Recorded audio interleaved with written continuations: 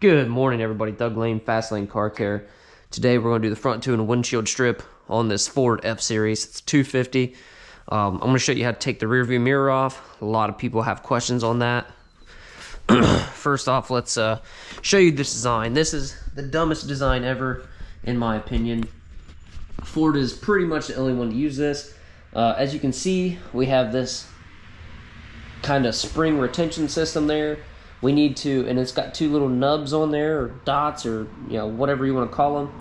What we need to do is, Ford actually makes a tool.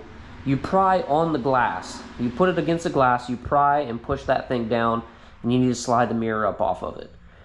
Problem is, if you're not using the right tool, or if you're using too much pressure, you can actually blow the button out of the glass, and then you have to replace the entire windshield. Some people will just glue them, and that's just really not safe.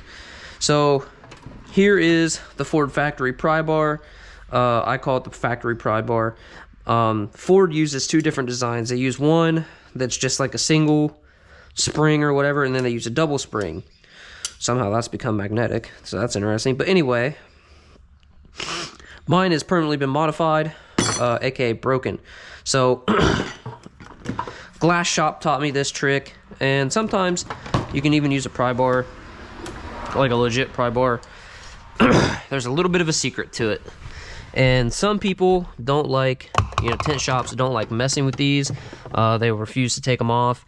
I have seen this neat little tool that you slide up in there, and I don't know if it works. I've heard mixed reviews, but most of the time this little trim tool will work just fine, and you're just pushing hard enough to depress those springs, and then you're going to tap it.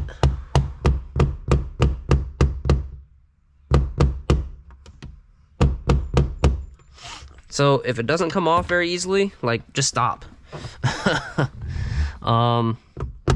Slide it down just a little bit.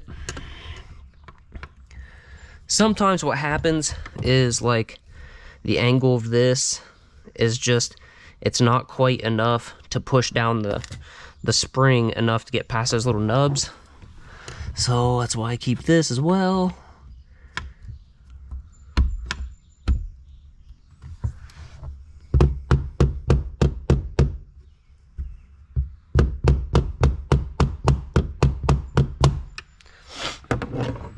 Now you don't want to just start whacking it off there.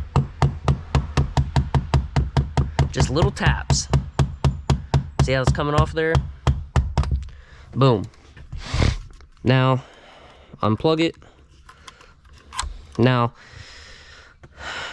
you can see really well what we're talking about. So we're prying up against the glass, which is so stupid, but we're just pushing that down enough to where these little nubs can slide over this button. That's it. Really stupid design. And then, like I said, some of them, they don't have two. They just have one thing, and that's why that tool has a separate side. So you can see how that fits on there. Sometimes this just doesn't quite work as well. So 98% of the time this works just fine, but that's why I keep this in the toolbox for the other couple of percent.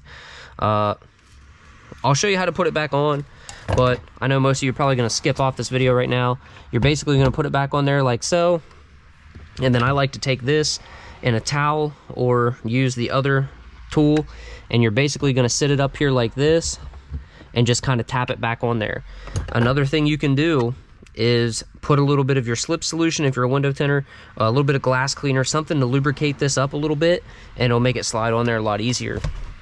So there you go, guys. This applies to F-150s, 250s, 350s, so many Fords. Basically every Ford uses this. Some of the Mustangs will have a T20 Torx. Some of the other, I've seen some of the newer trucks have a T20 Torx, but for a lot of years, a lot of different models, they used the two designs that I'm talking about. They both suck. Explorers, I've replaced 2 windshields in Explorers. They're the only ones I've ever actually broken. So,